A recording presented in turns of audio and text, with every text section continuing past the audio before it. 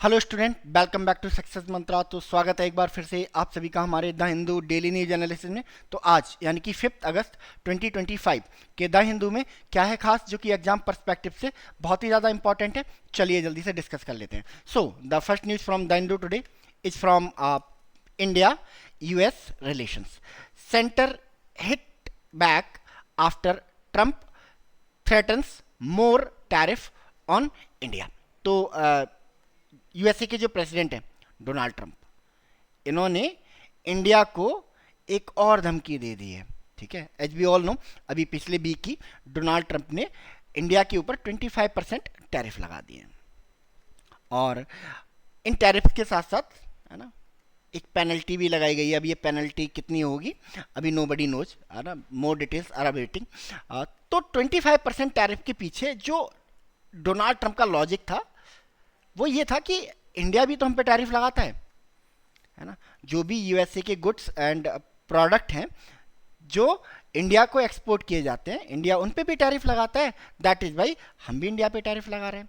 India tariff हटा दे, हम भी टैरिफ हटा देंगे। तो मतलब एक तरह से ये फ्री ट्रेड की बात करते हैं किसी भी कंट्री के साथ कि अगर आप हमारे ऊपर टैरिफ लगाओगे हम भी आपके ऊपर टैरिफ लगाएंगे। इस टर्म को ये क्या कहते हैं? Reciprocal tariff, reciprocal tariff.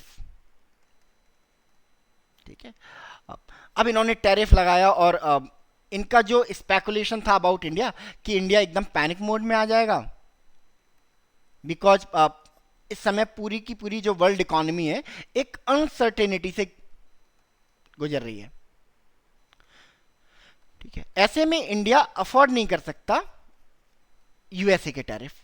तो इन्होंने कहा था कि इंडिया जैसे ही मैं टैरिफ अनाउंस करूंगा इंडिया अपने घुटनों पर आ जाएगा एंड हमसे एक ट्रेड डील नेगोशिएट कर लेगा जिसमें मैक्सिमम फायदा होगा यूएसए को। बट ऐसा कुछ हुआ नहीं, है ना। फिर उन्होंने पेनल्टी भी अनाउंस की। पेनल्टी के पीछे इनका लॉजिक ये था कि क्योंकि इंडिया रशिया से बहुत सारा ऑयल और डिफेंस इक्विपमेंट परचेज करता है। ठीक है, और ये जो परचेज है इंडिया का ये रशिया को हेल्प करता है इन रशिया यूक्रेन वॉर।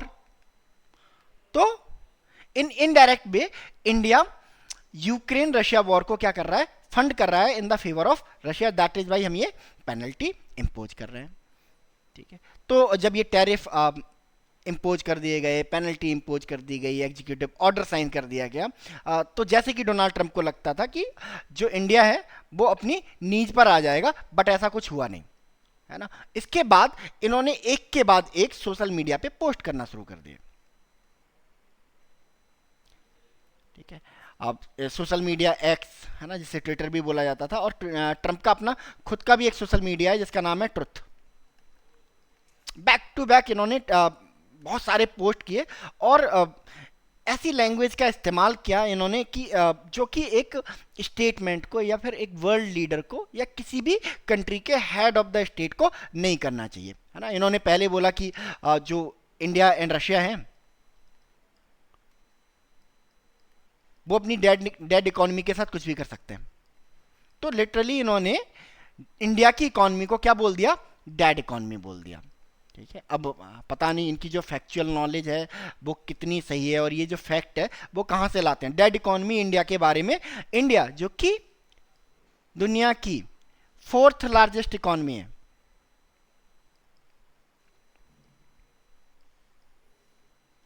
ठीक है। इसके अलावा इंडिया जो कि इंडिया की दुनिया की फास्टेस्ट ग्रोइंग इकोनॉमी है।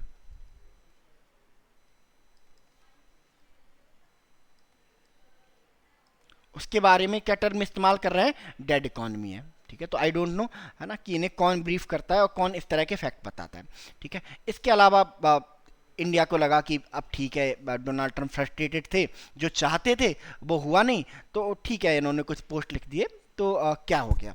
ठीक है, कल, है ना, यस्टरडे इन्होंने कुछ और पोस्ट किए अपने सोशल मीडिया ऐप ट्रुथ पर। दे don't care how many people Ukraine are being killed by Russian war machine.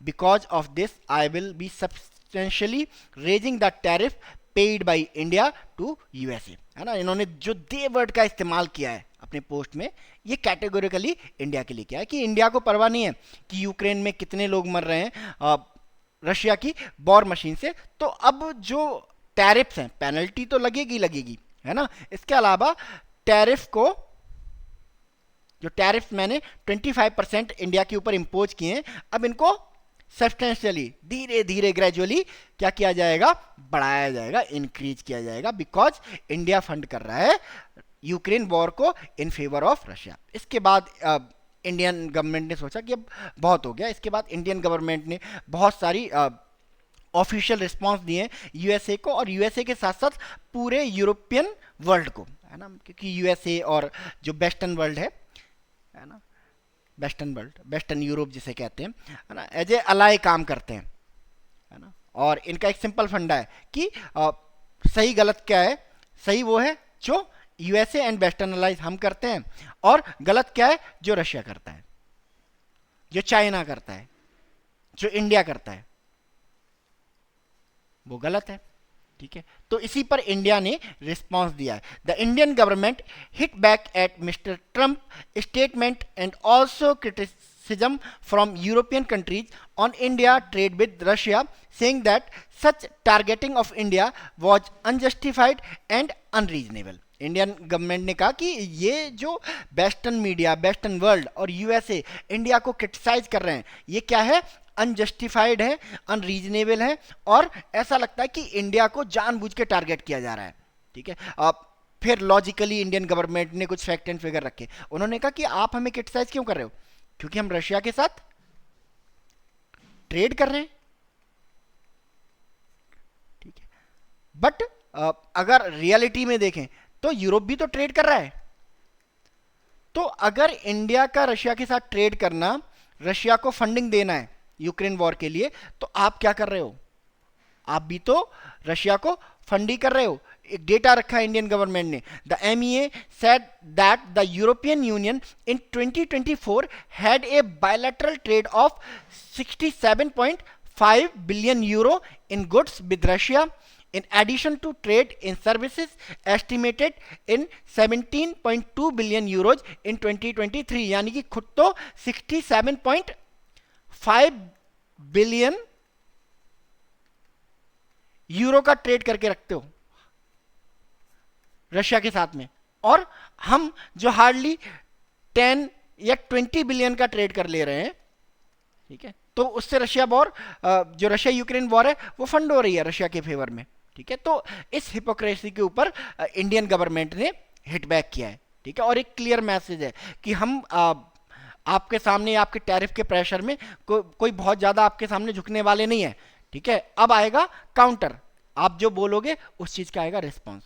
ठीक है, अब क्यों हो रहा है ये, है ना, इसकी डिफरेंट डिफरेंट वजह हैं, है ना। जैसे कुछ लोग बोलते हैं कि डोनाल्ड ट्रंप चाहते हैं कि अब जो इंडिया है वो यूएसए से परचेज करे F-35 फाइटर जेट।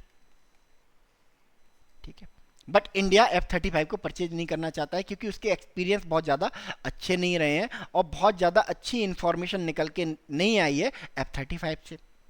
ठीक है, इसके अलावा कुछ लोग ये भी बोलते हैं कि जो यूएसए है वो ट्रेड डील नेगोशिएट करना चाहता है, इंडिया भी चाहता है, बट इस ट्रेड डील में मैक्सिमम बेनिफिट यूएसए के फेवर में लेना चाहते हैं Donald Trump. That is why ये इंडिया को बुली कर रहे हैं through tariff, through statement, through penalty, है ना। इसके अलावा कुछ कहते हैं कि जो यूएसए है, डोनाल्ड ट्रंप है खास करके, वो एक इगोइस्ट पर्सन है। इन्होंने ऑपरेशन सिंदूर का क्रेडिट लेने की कोशिश की कि इंडिया पाकिस्तान का जो कॉन्फ्लिक्ट है वो हमने रुकवाया। इंडिया ने क्या कर दिया, डिनाई कर दिया। इंडियन प्राइम मिनिस्टर ने भी डिनाई कर दिया पार्लियामेंट में खड़े होकर कि किसी वर्ल्ड लीडर ने ये कॉन्फ्लिक्ट नहीं रुकवाया। तो इसकी वजह से इनका ईगो क्या हो गया, हर्ट हो गया, और इन्होंने इंडिया के ऊपर टैरिफ इंपोज कर दिया। बाकी नो बडी नोज, बहुत जियो पॉलिटिक्स में, है ना, back stage, behind the curtain बहुत सारी चीज़ें चलती रहती हैं, तो नो बडी नोज। तो देखते हैं इसमें क्या निकल के आता है। तब तक के लिए आप कमेंट सेक्शन में मुझे बताओ, है ना, कि जो यूएसए है ना, यूएसए की जो कैपिटल है वो यूएसए के किस स्टेट में है। यूएसए की कैपिटल यूएसए के किस स्टेट में आती है। हालांकि इंडिपेंडेंट जोन है, हमारी दिल्ली की तरह सिचुएशन नहीं है, है ना, बट किसी स्टेट के प्रेमिसेस में आती है।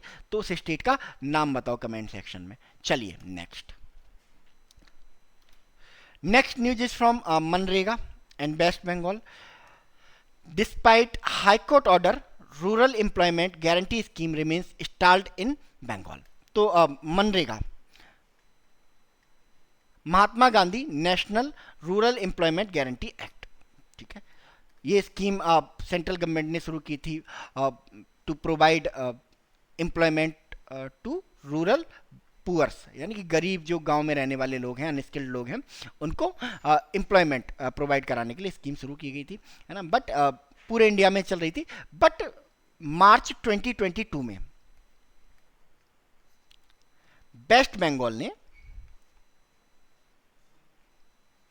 वेस्ट बंगाल में इसको क्या कर दिया गया, हॉल्ट कर दिया गया, बंद कर दिया गया, ठीक है।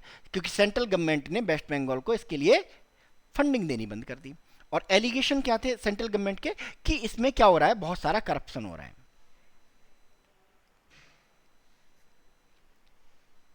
बहुत सारा करप्शन हो रहा है, ठीक है। इसके अलावा उसके बाद जो वेस्ट बंगाल गवर्नमेंट है ना, उसने भी इंप्लीमेंट करना बंद कर दिया। उन्होंने कहा कि पहले जो सेंट्रल गवर्नमेंट है वो हमारे ड्यूज क्लियर करे, उसके बाद हम इस स्कीम को लॉन्च करेंगे, ठीक है। तो इसको लेके जो ये जो इशू है हाई कोर्ट में पहुंचा, और हाई कोर्ट ने जो कोलकाता हाई कोर्ट है उसने ऑर्डर दिया कि सेंट्रल गवर्नमेंट और स्टेट गवर्नमेंट को कि आप इसको दोबारा से क्या करो, चालू करो, दोबारा से स्टार्ट करो, रीस्टार्ट करो, ठीक है। बट अभी तक ये जो स्कीम है वो रीस्टार्ट नहीं हो पा रही है इन वेस्ट बंगाल, ठीक है। दैट इज भाई जो हाई कोर्ट है उसने दोबारा से बोला कि बहुत अनफॉर्चुनेट है ना, जो गवर्नमेंट्स हैं, चाहे वो स्टेट गवर्नमेंट हो या सेंट्रल गवर्नमेंट हो, हमारी बात को सुन नहीं रही हैं। और इससे नुकसान किसका हो रहा है, ना सेंट्रल गवर्नमेंट का हो रहा है, ना स्टेट गवर्नमेंट का हो रहा है। जो नुकसान हो रहा है वो हो रहा है इन पुअर्स का, है ना, जो सरवाइव कर रहे थे ओवर मनरेगा, ठीक है। इसके अलावा एक रिपोर्ट भी दी गई है कि कैसे वेस्ट बंगाल में जो लूमिंग माइग्रेंट है वो वापस लौट रहे हैं और उनके पास करने के लिए कोई काम नहीं है। तो इट इज हाई टाइम, है ना, इससे पहले वेस्ट बंगाल में एम्प्लॉयमेंट की क्राइसिस खड़ी हो जाए, इस स्कीम को शुरू किया जाए, ठीक है। तो देखते हैं इसमें क्या निकल के आता है कि दोनों जो स्टेट गवर्नमेंट और सेंट्रल गवर्नमेंट हैं वो अपने ईगो को साथ रख के, ईगो को एक साइड रख के इस स्कीम को दोबारा से शुरू करते हैं या नहीं करते हैं। मनरेगा इंडिया की one of the most successful scheme, one of the most successful scheme, ठीक है। और एक मोस्ट प्रोबेबली इंडिया की एकमात्र ऐसी स्कीम जिसको एक एक्ट के थ्रू बनाया गया है, नाम में ही एक्ट लगा हुआ है। M stand for Mahatma Gandhi, N stand for national, R stand for rural, E for employment, G for guarantee, A for act, MNREGA, ठीक है। इस एक्ट को पास किया गया था इन 2005, ठीक है। बट जो स्कीम है उसको इंप्लीमेंट किया गया था इन 2006। ये जो स्कीम है, जो रूरल पुअर्स हैं, जो गांव में रहने वाले लोग हैं, उनको एक लीगल गारंटी प्रोवाइड करती है फॉर एम्प्लॉयमेंट, लीगल गारंटी।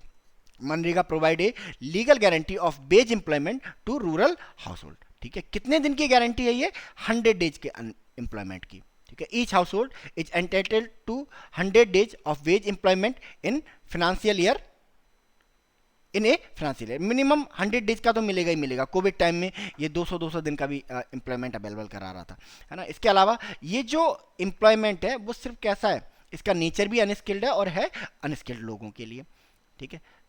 तीसरा कि ये सिर्फ रूरल लोगों के लिए, शहर में रहने वाले लोगों के लिए ये नहीं है, ठीक है। और one of the probably one of the scheme है जो इक्वल पेमेंट की बात करती है for man and women, both man and women receive equal wages for equal work, for their work, ठीक है। इसके अलावा जो एम्प्लॉयमेंट है वो ऐसा नहीं कि इंडिया के किसी भी कोने में दिलाया जाएगा, ये एम्प्लॉयमेंट दिलाया जाएगा 5 किलोमीटर की रेडियस में।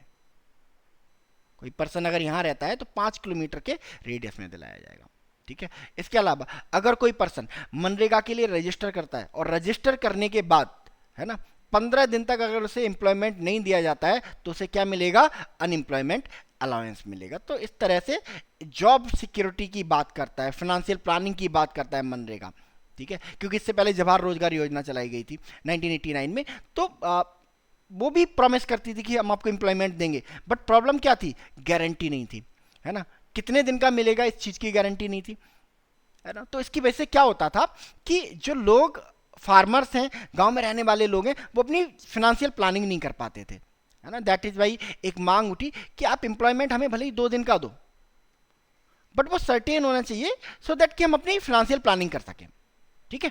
तो देखते हैं इसमें क्या होता है। चलिए नेक्स्ट, आईएएफ अनएंडिंग फाइटर कॉनंड्रम, ठीक है। तो अब हमारी जो इंडियन एयरफोर्स है वो शुरुआत से लेके अब तक, है ना, यही हाल रहा है कि वो जो फाइटर जेट उसकी क्राइसिस से गुजरती रहती है ना। अभी क्राइसिस से गुजरती क्यों रहती है, हम तो बहुत सारे फाइटर जेट परचेज कर रहे हैं। एक्चुअली इंडिया की जो जियो स्ट्रेटेजिक लोकेशन है, इंडिया की जो ज्योग्राफिक सिचुएशन है, इंडिया की जो जियो पॉलिटिकल सिचुएशन है, उस हिसाब से जैसे पाकिस्तान और चाइना, दो एनिमी, दो न्यूक्लियर आर्म्ड एनिमी से घिरा हुआ है इंडिया। तो ऐसे में इंडिया की जो रिक्वायरमेंट है फाइटर जेट की, वो है 42 स्क्वाड्रंस की, ठीक है। स्क्वाड्रन क्या होता है, group of jet, fighter jet होता है, एक स्क्वाड्रन में लगभग 16 to 18 जेट होते हैं, ठीक है। तो ऐसे ही 16 to 18 जेट के 42 स्क्वाड्रन की जरूरत है इंडियन एयरफोर्स को, ठीक है। और अभी हैं कितने, 31, यानी कि ऑलरेडी 11 स्क्वाड्रन कम है जितने इंडिया को नीड है, ठीक है। राफेल परचेज करे हैं, तेजस को भी इंडक्ट किया गया है कुछ, है ना। That is why the topic name is IAF unending fighter jet. शुरुआत से ये प्रॉब्लम रही है, 42 की रिक्वायरमेंट थी, है ना, धीरे धीरे हमने इंक्रीज करना शुरू करा, बट हम इस 42 स्क्वाड्रन के आंकड़े को अभी तक टच नहीं कर पाए हैं, ठीक है। ऐसे में क्या हो रहा है कि जो हमारे बहुत सारे आउटडेटेड फाइटर जेट हैं उनको क्या किया जा रहा है, रिटायर किया जा रहा है। तो इसी रो में एक और फाइटर जेट है जिसको रिटायर किया जा रहा है अभी हाल ही में, जिसका नाम है मिग 21। काफी नाम सुना होगा आपने मिग 21 का, ठीक है। और ज्यादातर नेगेटिव पॉइंट ऑफ व्यू में ही सुना होगा, पॉजिटिव पॉइंट ऑफ व्यू सिर्फ एक ही है, 2019 में जब बालाकोट में एयर स्ट्राइक की गई, है ना, उसके बाद जो पाकिस्तान की एयरफोर्स है इंडियन बाउंड्री लाइंस में आ गई एंड हमने उन्हें चेज किया। तो हमारे एक पायलट, है ना, अभिनंदन बर्थवान, इसी मिग 21 का इस्तेमाल कर रहे थे टू चेज पाकिस्तानी एयरक्राफ्ट, और वो पाकिस्तान के बॉर्डर एरिया में चले जाते हैं एंड एक F-16 को शूट डाउन कर देते हैं एंड फाइनली ये मिग 21 क्रैश हो जाता है ना। तो एक रिसर्च शुरू हो गई थी पूरी दुनिया में कि कैसे एक सेकंड जनरेशन फाइटर जेट ने, है ना, एक फोर्थ जनरेशन फाइटर जेट को शूट डाउन कर दिया। तो ये तो इसके बारे में एक पॉजिटिव न्यूज थी, है ना। इसके अलावा ज्यादातर जो न्यूज आती हैं मिग 21 के बारे में, ये आती हैं क्रैश से रिलेटेड। 450 से ज्यादा क्रैश, ठीक है। हमने लगभग अराउंड 900 के समथिंग फाइटर जेट खरीदे थे रशिया से,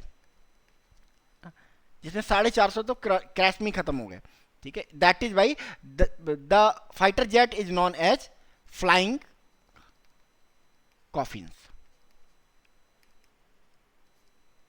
तो फाइनली अब हमारी इंडियन एयरफोर्स ने डिसाइड किया है कि हम जो मिग 21 है इनको यूज करना बंद कर देंगे और सितंबर में इनको रिटायर कर देंगे, ठीक है। बट प्रॉब्लम क्या आ रही है, ये रिटायर होंगे तो हमारे पास नंबर ऑफ फाइटर जेट कम हो जाएंगे। हमारे पास अभी कितने स्क्वाड्रंस हैं, अभी हमने डिस्कस किया था 31 स्क्वाड्रंस हैं, और 2 स्क्वाड्रन मिग 21 के हैं। तो 2 स्क्वाड्रन जब माइनस हो जाएंगे तो हमारे पास कितने स्क्वाड्रन बचेंगे, 29, है ना। तो जो क्राइसिस है स्क्वाड्रंस की, नंबर ऑफ स्क्वाड्रंस की, वो सॉल्व होने की वजह क्या होती जा रही है, बढ़ती जा रही है। रिक्वायरमेंट है 42 की, बढ़ाना चाहिए बट 2 स्क्वाड्रन माइनस हो जाते हैं, ठीक है। हमने चीज़ें प्लान की थी, इंडियन गवर्नमेंट ने चीज़ें प्लान की थी कि मिग-21 के जगह पे या मिग-21 को रिप्लेस किया जाएगा फ्रॉम तेजस मार्क 1 और मार्क 2 से। ठीक है, हमने ऑर्डर भी दिए बहुत सारे, 96 देन 83 फाइटर जेट के लिए हमने सेपरेट ऑर्डर प्लेस किए। और हिंदुस्तान एरोनॉटिक लिमिटेड जो इन फाइटर जेट को बनाती है ना, उन्होंने कहा ठीक है हम आपको डिलीवर भी कर देंगे। और जो मेन चीज होती है किसी भी फाइटर जेट की वो होता है इसका इंजन। तेजस का जो इंजन है वो हम परचेज करते हैं जनरल इलेक्ट्रिक, जो कि यूएसए की कंपनी है। हमने इसको एडवांस भी दे दिया कि आपको अराउंड 200 फाइटर जेट के लिए इंजन्स बनाने हैं, है ना। और ये ऑर्डर हमने प्लेस कर दिए थे 2020 में, 2021 में। बट अभी भी वहां से एक सिंगल इंजन नहीं आया है। ठीक है, बिकॉज यूएस के अपने इंटरेस्ट हैं, वो चाहता है कि इंडिया F-35 परचेज करे या कोई और F-16 परचेज करे। ठीक है, दैट इज वाई ये इंजन डिलीवरी में लेट हो रहा है। और हमारा जो नंबर ऑफ स्क्वाड्रन है वो डे बाय डे क्या होता जा रहा है, कम होता जा रहा है। ठीक है, अब इसका सॉल्यूशन क्या है ना। ऐसे तो अगर हम जनरल इलेक्ट्रिक के इंजन के भरोसे बैठे रहेंगे तो हमारा जो नंबर ऑफ स्क्वाड्रन है वो कभी पूरा होगा ही नहीं। तो हमारा जो कावेरी इंजन है हमें इस पे वर्कआउट करना चाहिए। ठीक है, देखते हैं है ना कहाँ कब तक ये हमारे जो तेजस मार्क 1 है वो डिलीवर होते हैं और दोबारा से हमारे जो स्क्वाड्रन है 31 तक पहुंच जाता है। अभी 42 तो बहुत दूर की बात है, पहले हम हमारा जो डिक्रीज हो रहा है हम उसको कोप अप कर लें, जो -2 हो रहा है इसको हम +2 कर लें। तो देखते हैं क्या होता है। चलिए next news is from pollution control boards have power to impose restrictionary damages Supreme Court. तो सुप्रीम कोर्ट का वर्डिक्ट आया है और इस वर्डिक्ट ने जो पॉल्यूशन कंट्रोल बोर्ड है, चाहे स्टेट पॉल्यूशन कंट्रोल बोर्ड हो या सेंट्रल पॉल्यूशन कंट्रोल बोर्ड हो, इनकी पावर को बढ़ा दिया है। The supreme court on Monday gave pollution control board more teeth by declaring their power to impose and collect restrictionary damages and completely restore polluted air and water bodies back to their original pristine self in ecosystem। ठीक है, कुछ समय पहले एक Delhi high court का judgement आया था जिसमें पॉल्यूशन कंट्रोल बोर्ड्स जो भी थे, स्टेट पॉल्यूशन कंट्रोल बोर्ड्स थे, उनकी पावर को डिफाइन करते हुए बोल दिया गया कि इनके पास जो है रेस्ट्रिक्शनरी डैमेजेस इम्पोज करने का राइट नहीं है। उन्होंने कहा कि जब हम रेस्ट्रिक्शनरी डैमेजेस को इम्पोज नहीं करेंगे तो लोग सुधरेंगे कैसे, है ना। इसी पावर को सुप्रीम कोर्ट ने बढ़ा दिया है ना। अब आप गंदगी फैलाओगे, है ना, तो आपके अराउंड अगर गंदगी फैली है, रेस्ट्रिक्शनरी डैमेजेस का मतलब क्या है ना, आपके घर के बगल में एक नाला है ना, और उस नाले में बहुत सारी गंदगी भरी हुई है, पॉल्यूशन है, पॉल्यूटेड है, तो आपके अराउंड, है ना, आपके एरिया में, क्योंकि आप उस एरिया में रह रहे हो, आपसे क्या लिया जाएगा, डैमेजेस कंपनसेट किए जाएंगे।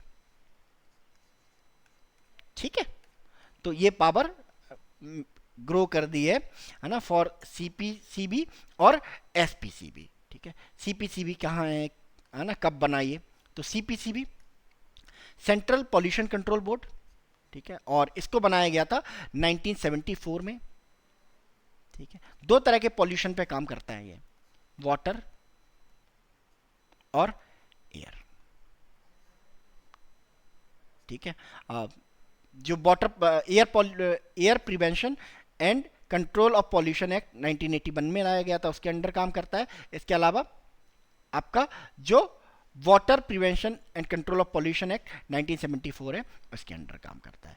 ठीक है, स्टैच्यूटरी बॉडी है, फोकस एरिया आपका वही controlling, abetting pollution, preventing pollution सब है। एडवाइजरी रोल रहता है इनका, है ना, जो स्टेट पॉल्यूशन बोर्ड है उनको एडवाइज करने का काम करते हैं, कोऑर्डिनेशन करने का काम करता है ये। ठीक है, चलिए next news is from Independence Day. Independence Day invites this year to feature Chenab bridge operation Sindoor. तो हमारा इंडिपेंडेंस डे आने वाला है 15 अगस्त, ठीक है। और हर 15 अगस्त पे हम रेड फोर्ट पे हमारे जो प्राइम मिनिस्टर हैं वो पूरे कंट्री को एड्रेस करते हैं और जो अपने पास्ट वर्क्स हैं जो उन्होंने इंडिया के लिए किए हैं उनके बारे में बताते हैं, जो इंडिया के लिए फ्यूचर में करने वाले हैं, जो स्कीम्स आने वाली हैं, जो प्लान्स आने वाले हैं उनके बारे में बताते हैं। प्राइम मिनिस्टर के अगल बगल आपने देखा होगा बहुत सारे लोग बैठे होते हैं जिनको इन्वाइट किया जाता है टू पार्टिसिपेट, है ना, to attend Independence Day function at Red Fort. तो एक इनविटेशन लेटर तैयार किया जाता है जो इन लोगों को भेजा जाता है। तो उस इनविटेशन लेटर पे एक, है ना, इंसिग्निया बना होता है, आप कह सकते हो एक साइन बना होता है, और वो साइन जो होता है या थीम जो होता है वो उस साल के कुछ मेजर इंसिडेंट्स पे बेस्ड होता है। ठीक है, जैसे लास्ट ईयर जो इनविटेशन भेजा गया था उस पर क्या था, हमारी जो सेंट्रल विस्टा स्कीम्स है, जो पार्लियामेंट वगैरह बन रही है ना, नई पार्लियामेंट, उसको थीम किया गया। बट इस बार का जो इनविटेशन होगा उसका थीम क्या है, ऑपरेशन सिंदूर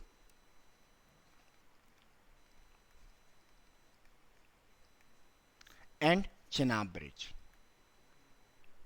तो अगर हम डिफेंस के इशू पे देखें तो ऑपरेशन सिंदूर इस साल का सबसे मेजर इंसिडेंस है ना, कि कैसे हमने अपने यहाँ पे हुए टेरर अटैक का रिवेंज लिया एंड पूरे पाकिस्तान को हमने डिफेंसलेस कर दिया। कैसे हमने जो पाकिस्तान के 9 टेरर बेस कैंप थे उनको सक्सेसफुली डिस्ट्रॉय किया और 250 से ज़्यादा 250 से ज़्यादा टेररिस्ट को एलिमिनेट कर दिया। ठीक है, दूसरा जो डेवलपमेंटल वर्क है वो है चिनाब ब्रिज, है ना। अगर बात करें चिनाब ब्रिज की तो चिनाब ब्रिज आईफिल टावर से भी ऊंचा है, ये देखिए, देख सकते हो आप। This is Eiffel Tower 324 metres, और वेयर हमारा जो चिनाब ब्रिज है इसकी हाइट कितनी है, 359 मीटर्स, 359 मीटर। लेंथ की बात करें, है ना, तो one of the longest bridge भी है ये इंडिया में, जिसकी लेंथ कितनी है, 1.3 किलोमीटर। ठीक है, कहाँ से कहाँ तक है, किसको जोड़ने का काम करता है ना, कटरा को बनिहाल से जोड़ने का काम करता है। किस डिस्ट्रिक्ट में है ये, रियासी डिस्ट्रिक्ट, जम्मू कश्मीर के रियासी डिस्ट्रिक्ट में है। और इसको बनाने में कितने रुपए का खर्चा आया, कितने रुपए का एक्सपेंडिचर आया, तो रुपीज 1486 करोड़ रुपए का खर्चा आया है। ठीक है, तो इसको थीम किया जाएगा। चलिए next news is from Russia USA. तो यूएसए मोस्ट, अभी आप देखो हर तरफ कॉन्फ्लिक्ट जोन में है, इंडिया के साथ टैरिफ वॉर छेड़ के रखी है, चाइना के साथ ट्रेड वॉर चल रही है ना, रशिया के साथ इनकी ना एक न्यूक्लियर थ्रेटन करने की एक तरह से, है ना, दोनों के बीच में वर्ल्ड वॉर शुरू हो गई है। Not world war, world war. Actually हुआ क्या कुछ समय पहले, है ना, कि डोनाल्ड ट्रंप ने रशिया को 56 डेज का अल्टीमेटम दे दिया। ठीक है, कि आप 56 डेज के अंदर ये जो यूक्रेन वॉर है इसको खत्म करो एनी हाउ, अदरवाइज उसके बाद यूएसए दोबारा से फंड करना शुरू कर देगा यूक्रेन को। ठीक है, और आपको पता ही है डोनाल्ड ट्रंप ट्वीट बहुत करते हैं, है ना, पोस्ट बहुत लिखते हैं। तो इन्होंने लंबे चौड़े पोस्ट लिखे और भाई ह्यूमिलेट करना, अपने आप को सुपीरियर समझना, सुपर पावर है ना, सुपीरियर है ना। तो ये बात जो यूएसए के फॉर्मर प्रेसिडेंट हैं दमित्री मेदवेदेव, उनको बहुत बुरी लगी, है ना। तो मेदवेदेव और डोनाल्ड ट्रंप के बीच में एक पोस्ट वॉर शुरू हो गया, सोशल मीडिया पे चल रहा है ना। और पोस्ट वार का रिजल्ट ये हुआ कि Donald Trump day before yesterday ये अनाउंस करते हैं कि हमने रशिया को टारगेट करने के लिए अपनी जो 2 न्यूक्लियर सबमरीन है उनको डिप्लॉय कर दिया है और प्लेस कर दिया है अपनी जगह पे। ठीक है, इसके बाद रशिया ने भी एक्शन लिया और अपनी न्यूक्लियर सबमरीन को यूएसए की तरफ भेज दिया एंड एक वार्निंग दी ट्रंप को कि आप जो इंडिया के साथ कर रहे हो, पोस्ट कर दिया, है ना, कनाडा को बोल दिया 51 स्टेट बन जाओ, तो be very cautious with nuclear rhetoric से Russia in reply to Trump remark. ठीक है, तो उन्होंने बोला कि ये न्यूक्लियर रिटोरिक को ना आप थोड़ा डाउन प्ले करो, अदरवाइज ये रिटोरिक हमारी तरफ से भी आएगा, आपकी तरफ से भी आएगा और इंक्रीज होता जाएगा और ये एक न्यूक्लियर वॉर में कब बदल जाएगा, नोबडी नोज। ठीक है, तो एक क्लियर वार्निंग दी गई है ना। रशिया ने बिल्कुल भी ऐसे बैकफुट पे मतलब डोनाल्ड ट्रंप को ये लगता है कि दुनिया में सबसे पावरफुल है वो, ठीक है, उनसे ज़्यादा पावरफुल कोई है ही नहीं, और जैसे ही वो कुछ कहेंगे तो लोग पैनिक मोड में आ जाएंगे। सेम उन्होंने इंडिया के साथ सोचा, सेम उन्होंने रशिया के साथ सोचा, है ना। बट रशिया और इंडिया दोनों नहीं, दोनों इशू अलग अलग है ना। इंडिया को उन्होंने ट्रेड के टैरिफ के इशू पे बोला, और रशिया को वॉर के इशू पे, डिफेंस के इशू पे बोला। बट दोनों ही कंट्री ने बहुत ही बीफिटिंग रिप्लाई दिया है यूएसए को, ठीक है। तो देखते हैं इसमें क्या होता है ना। अभी न्यूज अभी आ रही है कि रशिया ने जो न्यूक्लियर ट्रीटी है यूएसए के साथ उसको सस्पेंड कर दिया है, तो कल के न्यूज पेपर में मोस्ट प्रोबब्ली इससे रिलेटेड न्यूज आएगी, तब हम कवर करेंगे, ठीक है। तो आज के द हिंदू में बस इतना ही। मिलते हैं कल यानी कि 6 अगस्त के द हिंदू के साथ। तब तक के लिए thank you so much and God bless you all.